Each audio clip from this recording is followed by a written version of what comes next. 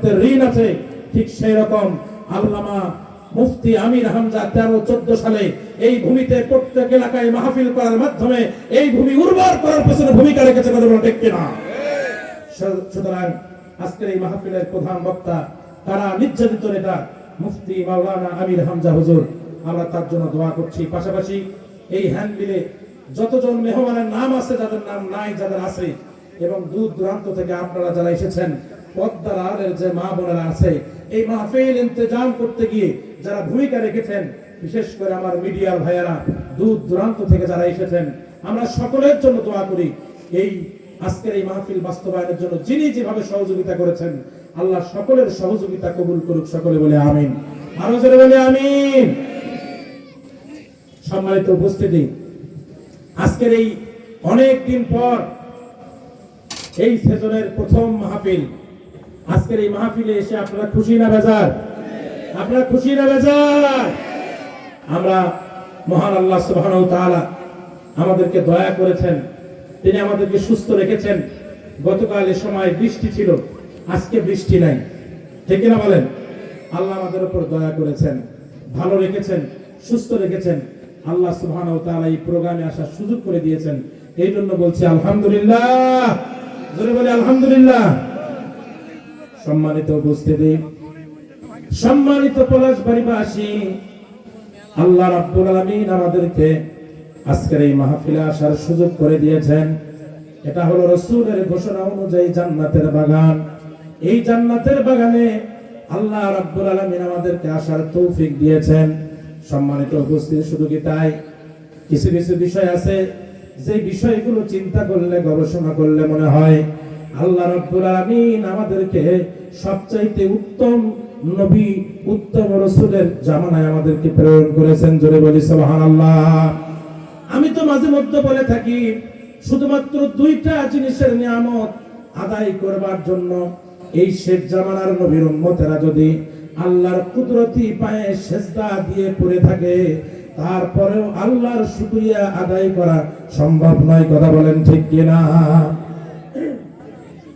সেই 2টা বিষয় হলো, 1 নাম্বার হলো আল্লাহ রাব্বুল আলামিন আমাদেরকে মুসলমানের ঘরে জন্ম দিয়েছেন। আল্লাহ ইচ্ছা করলে হিন্দুর ঘরে জন্ম দিতে পারতেন, খ্রিস্টানের ঘরে জন্ম দিতে পারতেন, ইহুদির ঘরে জন্ম দিতে পারতেন, বৌদ্ধের ঘরে জন্ম দিতে পারতেন।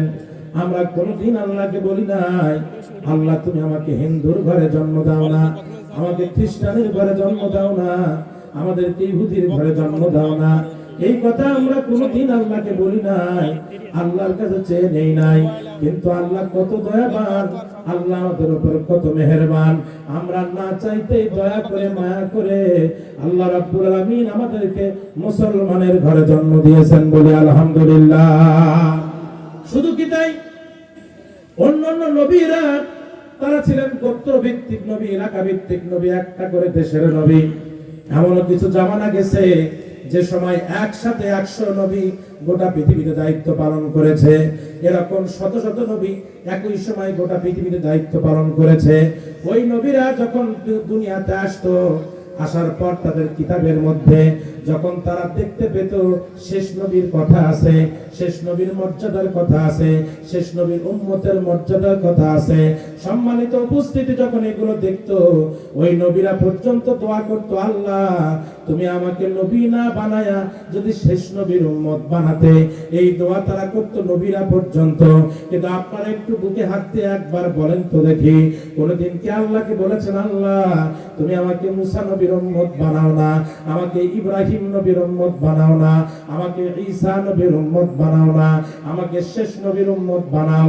এই কথা কোন ব্যক্তি আমরা কোনদিন মুনাজাতে বলি নাই, কোনদিন বলার সুযোগও পাই নাই। অন্যান্য নবীরা বলার সুযোগ পেয়েছে, কিন্তু আমরা পাই নাই। কিন্তু আমাদের আল্লাহ আমাদের উপর কত দয়াবান, আল্লাহ আমাদের উপর কত মেহেরবান। আমরা কোনদিন চাইলাম না, আল্লাহর কাছে কোনদিন বললাম না, কিন্তু আল্লাহ দয়া করে, মায়া করে আমাদেরকে শেষ নবীর উম্মত বানিয়েছেন। আমি বলি, মুসলমানের ঘরে জন্ম দেওয়া আর শেষ নবীর উম্মত বানানো, এই 2টার জন্য যদি গোটা দুনিয়ার মানুষেরা আল্লাহর কুদরতি পায়ে সেজদা দিয়া মৃত্যু পর্যন্ত পড়ে থাকে, তারপরেও আল্লাহর শুকরিয়া আদায় করা শেষ হবে না। কথা বলেন ঠিক কিনা? যে আল্লাহ রাব্বুল আলামিন না চাইতেই এই দুইটা জিনিস আমাদেরকে দিয়েছেন। এইজন্য আল্লাহ রাব্বুল আলামিন পরওয়ারদিগার রব্বে কারীম আমাদের আল্লাহ সুবহানাহু ওয়া তাআলার আল্লাহর দেওয়া কণ্ঠ দিয়া, আল্লাহর দেওয়া মুখ দিয়া, আল্লাহর দেওয়া জবান দিয়া সমস্যার যত শক্তি আছে এক আঙ্গুল উপরের দিকে ইশারা করে জোরে সরে বলি আলহামদুলিল্লাহ। আরো জোরে বলি আলহামদুলিল্লাহ। দরুদ ও সালাম আমাদের প্রাণপ্রিয় নেতার প্রতি। কোন সে নেতা? যেই নেতা রাসূল আকরাম সাল্লাল্লাহু আলাইহি সাল্লাম বলেছেন, শোনো, ইউসাবুলিল আম্বিয়া মানাবিরু মিন যাহাবিন, প্রত্যেকটা নবীর জন্য আল্লাহ কিয়ামতে একটা স্বর্ণের চেয়ার বরাদ্দ করবেন। রাসূল বলে, ও সাহাবীরা শোনো, আদম আলাইহিস সালাম থেকে শুরু করে ঈসা আলাইহিস সালাম পর্যন্ত, আমি নবী পর্যন্ত প্রত্যেক নবীর জন্য আল্লাহ একটা স্বর্ণের চেয়ার বরাদ্দ রাখবেন। কিয়ামতের ময়দানে সেই স্বর্ণের চেয়ারগুলো নবী আলাইহিস সালামদেরকে আল্লাহ দিয়ে দেবেন, দিয়ে বলবেন, তোমরা সকলে এই চেয়ারের মধ্যে বসো। রাসূল বলে, ইয়াজলিসুনা আলাইহা, সব নবীরা তাদের স্বর্ণের চেয়ারে বসবে, কিন্তু লা আজলিসু আলাইহি, আমি আমার স্বর্ণের চেয়ারে বসবো না। তাবকি মিম্বারি, আমার চেয়ারটা ফাঁকা থাকবে, আমি দাঁড়িয়ে থাকবো। সাহাবীরা জিজ্ঞেস করলেন, ইয়া রাসূলুল্লাহ, ইয়া হাবিবাল্লাহ, সব নবীরা তাদের স্বর্ণের চেয়ারে বসবে, কিন্তু আপনি কেন বসবেন না? আপনি কেন দাঁড়িয়ে থাকবেন? নবী এবার বলেন, ও সাহাবীরা শোনো, ইন্নী আখাফু, আমার ভয় হয় আল্লাহ যদি অন্যান্য নবীর সঙ্গে আমাকে ওই স্বর্ণের চেয়ারে বসায়া অন্যান্য নবীর সঙ্গে আগেই যদি আমাকে জান্নাতের মধ্যে ঢুকায়া দেয় আর আমার গুনাহগার উম্মত গুলোকে যদি জাহান্নামে দেয়, এই ভয়ে আমি আমার স্বর্ণের চেয়ারে বসবো না, আমি দাঁড়িয়ে থাকবো। জোরে বলি সুবহানাল্লাহ। ও আমার প্রিয় মুসল্লিরা, ও আমার প্রিয় এলাকাবাসী, আমার পলাশবাড়িবাসী, মিডিয়ার মাধ্যমে গোটা দেশবাসী জানতেছেন, আমার নবী দুনিয়াতে 3 বছর 2 মাস জেল খেটেছেন। তায়েফের ময়দানে তিনি রক্তাক্ত হয়েছেন, নিজের মাতৃভূমি ছেড়ে মক্কা থেকে মদিনায় হিজরত করেছেন, উহুদের ময়দানে দন্ত মোবারক শহীদ করেছেন। নবী আমার কিয়ামতের ময়দানে আপনাকে ছাড়া আমাকে ছাড়া জান্নাতে যাবে না। নবী আমার বলেন, আদম আলাইহিস সালাম থেকে শুরু করে ঈসা আলাইহিস সালাম পর্যন্ত যত নবী রাসূল এই পৃথিবীতে আসবে, সব নবীর উম্মতের চাইতে আমি নবীর উম্মত বেশি হবে। সব নবীর উম্মতের আগে আমার উম্মত জান্নাতে যাবে। এত মর্যাদাপূর্ণ নবীর উম্মত আমরা হয়েছি, এত আদর্শবাদী নবীর উম্মত হয়েছি। এই নবী বাদ দিয়া, এই নবীর আদর্শ বাদ দিয়া যারা মানুষের তৈরি করা আদর্শ প্রতিষ্ঠার জন্য কাজ করে, যারা মানুষের তৈরি করা তন্ত্র মন্ত্র প্রতিষ্ঠার জন্য কাজ করে, আমি আপনাদেরকে জিজ্ঞাসা করতে চাই, ওই ব্যক্তি কি মুসলমান হতে পারে?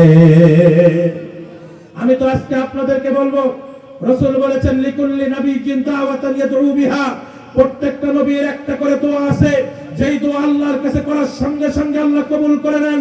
রাসূল বলে, শোনো, আদম আলাইহিস সালাম থেকে শুরু করে ঈসা আলাইহিস সালাম পর্যন্ত সব নবীরা তাদের দোয়া করে চলে গেছে, কিন্তু সব নবীরা দোয়া করলেও আমি আমার দোয়া করি নাই। ওয়া উরিদু আন আখতাবিয়া দাওয়াতি, আমি আমার দোয়াটা রেখে দিয়েছি শাফাআতান লি উম্মতি ফিল আখিরাহ, কিয়ামতের ময়দানে আমি আমার উম্মতের সুপারিশের সময় আমি আমার দোয়া করব। সব নবীরা দুনিয়াতে দোয়া করে চলে গেলেন, আমার নবী দোয়া করলেন না, কিয়ামতের ময়দানে আমাদের জন্য সুপারিশ করবেন। যেই নবী দুনিয়াতে এত কষ্ট করলেন, নিজের দোয়া